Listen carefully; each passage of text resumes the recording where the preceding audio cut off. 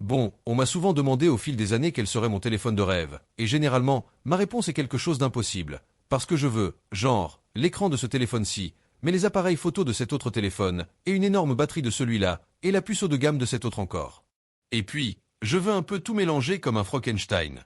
Mais maintenant, il y a un téléphone qui semble être aussi parfait qu'une fiche technique peut l'être à ce moment précis. Comme si vous deviez faire la fiche technique de votre téléphone de rêve pour 2025 avec un budget illimité, que feriez-vous? Eh bien, vous commenceriez probablement avec un Snapdragon 8 Elite, quelque chose comme 16 Go de RAM et 1 Teraoctet de stockage. Et puis, bien sûr, un écran AMOLED ultra lumineux avec un taux de rafraîchissement élevé. Et n'oubliez pas des bordures ultra fines tout autour. Ensuite, il faut intégrer au moins une batterie de 6000 mAh, mais en faire une batterie silicium-carbone pour que le téléphone reste fin. Et puis, ajoutez une charge de 100 watts, une charge sans fil de 50 watts, et une charge inversée aussi, tant qu'on y est. Ensuite, mettez un capteur d'1 pouce pour l'appareil photo principal. Et si la physique le permet, ajoutez aussi un grand capteur pour l'ultra grand angle et un téléobjectif. En fait, non, mettez 2 téléobjectifs. Et tous les extras, il faut tout inclure.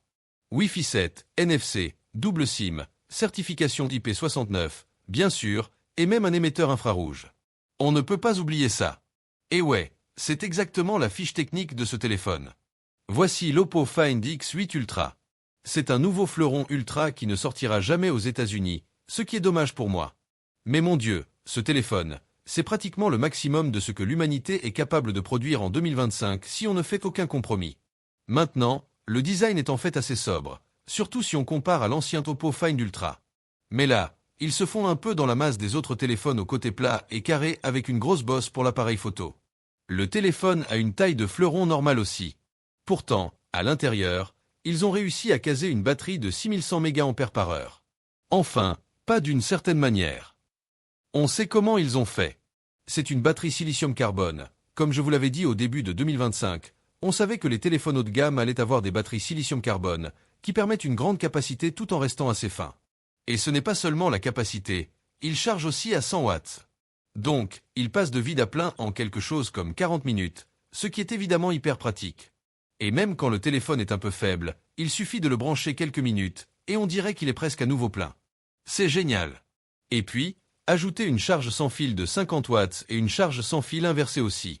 On ne peut vraiment pas demander beaucoup plus à une batterie. Ensuite, à l'avant, l'écran est aussi au top. Résolution 1440p, super net, check. 120 Hz LTPO, check aussi. 1600 nits de luminosité plein écran avec un pic HDR à 2500 nits, check. Gradation PWM à 2160 Hz, check aussi. Cet écran est magnifique presque partout. Et il a aussi ce lecteur d'empreintes digitales ultrasoniques sous l'écran super rapide. Et puis ce minuscule trou pour la caméra selfie en haut, et les bordures ultra fines tout autour. Donc, je pense qu'on ne peut pas demander beaucoup plus à un écran de téléphone. Mais j'ai l'impression que lors de la présentation de ce téléphone, quand ils l'annonceront, ils vont probablement passer la plupart de leur temps sur les appareils photo, parce que c'est là que ça devient ridicule. Et je sais que les appareils photo, ce n'est pas seulement une question de spec, évidemment, il y a plus que ça.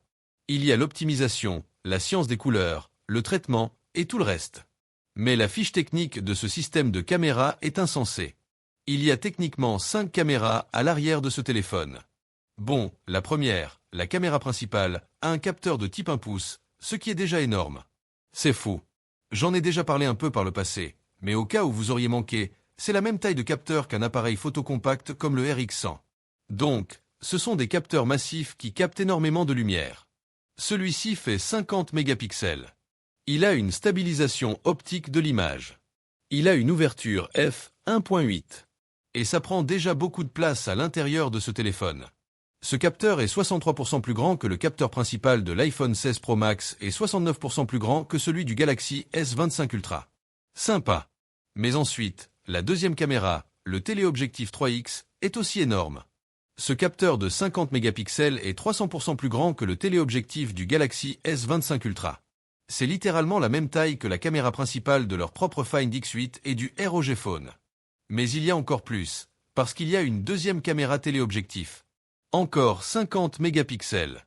Cette fois, c'est du 6X. Et celui-ci est aussi 30% plus grand que le deuxième téléobjectif du S25 Ultra et 36% plus grand que celui de l'iPhone 16 Pro Max. Donc, encore un énorme capteur. Et puis, ajoutez une autre caméra ultra grand angle de 50 mégapixels, elle aussi énorme. Plus ce petit capteur dans le coin, c'est un capteur chromatique, spécifiquement dédié à collecter des informations sur la température de couleur pour la balance des blancs. Et globalement, je pense que c'est la collection de matériel la plus impressionnante que j'ai jamais vue dans un appareil photo de téléphone. Bon, alors, comment ça se traduit dans la vraie vie? Eh bien, j'ai eu le téléphone pendant quelques jours maintenant. C'est presque exactement ce à quoi on s'attend avec des capteurs plus grands qui captent plus de lumière, une profondeur de champ plus faible, du grand classique. J'ai fini par me concentrer pas mal sur les grands téléobjectifs, qui, comme je l'ai dit, captent plus de lumière, donc ils peuvent mieux figer l'action avec des vitesses d'obturation plus rapides. Et vous pouvez obtenir des clichés en basse lumière moins granuleux, et pareil avec le capteur principal, mais en encore mieux. La profondeur de champ super faible est plus prononcée que d'habitude, au point que parfois, il arrive qu'il fasse une mise au point incorrecte, et c'est encore plus évident à cause, eh bien, de la physique. Avec le bon réglage logiciel. Cependant, le ciel est la limite pour ce type de matériel. Le capteur chromatique est censé aider spécifiquement à ajuster la balance des blancs dans des scènes à éclairage mixte. Et la caméra 3X s'occupe aussi des macros. Donc, vous n'avez pas besoin de vous approcher physiquement super près de votre sujet comme vous le feriez avec un macro ultra grand angle, ce qui semble être plus courant dans les téléphones de l'année passée, ce que je trouve malin. Et puis, le zoom le plus lointain va jusqu'à 120x. Et j'ai trouvé qu'avec pas mal de traitements IA, ça peut sembler un peu bizarre sur les personnes et les sujets normaux. Mais si vous voulez lire du texte à travers l'appareil photo de ce téléphone, vous pouvez prendre une photo, lui laisser une seconde pour traiter, et il fait de son mieux pour interpréter les caractères qu'il voit et parfois, il fait vraiment du bon boulot. Donc, un petit coucou à l'IA qui commence à devenir un peu meilleure. Si ça intéresse quelqu'un, la caméra frontale est aussi très bonne. Elle fait 32 mégapixels avec autofocus. Et côté vidéo, je pense que le Snapdragon 8 Elite fait clairement le boulot, parce que ce téléphone peut faire de la vidéo 4K 120 fps en Dolby Vision, pour l'amour du ciel, depuis le 1X et le 3X. Mon plan est de tourner la prochaine vidéo de la chaîne autofocus avec ce téléphone pour que vous puissiez voir à quoi ressemble vraiment la photage, entendre ce que donne le microphone, donc abonnez-vous là-bas pour la prochaine revue de voiture filmée avec l'appareil photo du téléphone. Mais bref, le maxage de spec ne serait pas complet sans quelques extras. Donc, bien sûr, IP68 et IP69 pour ce téléphone, parce que votre téléphone pourrait rencontrer un jet d'eau chaude. Ça peut arriver. Il y a aussi d'excellents retours haptiques. Il y a la dernière puce Wi-Fi 7 à bord. Il y a jusqu'à 1 Teraoctet de stockage UFS 4.1 et oui, 16 Go de RAM. Il y a aussi un blaster infrarouge, un retour en arrière que la plupart des téléphones n'incluent plus, mais c'est sympa de savoir que vous pouvez encore allumer, éteindre des télés qui ne sont même pas à vous. Mais si tout ça ne suffisait pas, il y a aussi quelques boutons supplémentaires sur ce téléphone. Et c'est là qu'on se rappelle à quel point Oppo peut être sans vergogne parfois. Donc, coin supérieur gauche, ils ont remplacé la glissière d'alerte, que j'aimais vraiment, par ce bouton d'action unique personnalisable, enfin, bouton de raccourci. Vous pouvez aller dans les paramètres et lui faire l'une de ces 8 actions préprogrammées. Fondamentalement, exactement les mêmes que celles qu'Apple a faites avec leur bouton d'action. Il n'y a pas d'option complètement personnalisée, genre lancer l'application de votre choix. J'aimerais qu'on puisse faire ça. Mais pas mal de fonctions courantes sont là. Et puis, vous voyez cette petite découpe affleurante sur le côté du téléphone. Ça s'appelle le bouton rapide. Et c'est tactile pour glisser d'avant en arrière et peut-être double tape pour ouvrir l'appareil photo.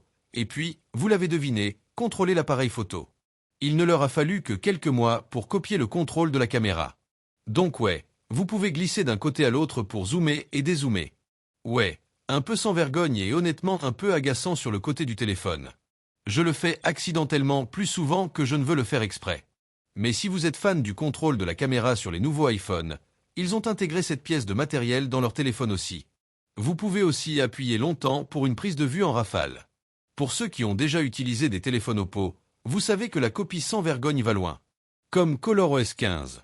C'est toujours bien et ça a encore plein de fonctionnalités propres. Mais il est impossible d'ignorer toute la copie d'iOS qu'ils font, de l'application des paramètres aux notifications divisées et paramètres rapides, à l'îlot dynamique, à la disposition de l'application appareil photo, à la personnalisation de l'écran de verrouillage.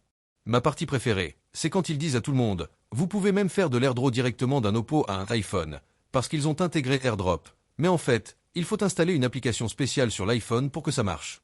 Ce qui défait un peu tout le but, non? C'est juste drôle de le remarquer à chaque fois.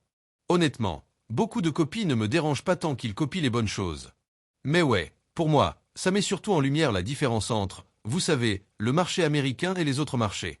Aux États-Unis, ils se battent souvent sur l'écosystème et le verrouillage d'e-messages contre une pure compétition matérielle.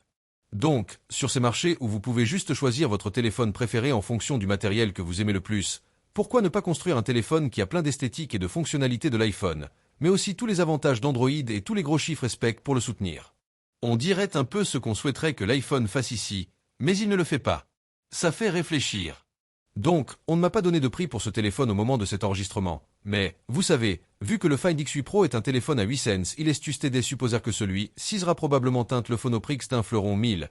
Il est juste de supposer que celui-ci sera probablement un téléphone au prix d'un fleuron 1000. Il est juste de supposer que celui-ci sera probablement un téléphone au prix d'un fleuron 1000. Mais pour emprunter la phrase de la revue du OnePlus 13 plus tôt cette année où la barre a été fixée, je pense que maintenant, je peux dire que la barre a été relevée à un très bon niveau. Merci d'avoir regardé. À la prochaine. Peace.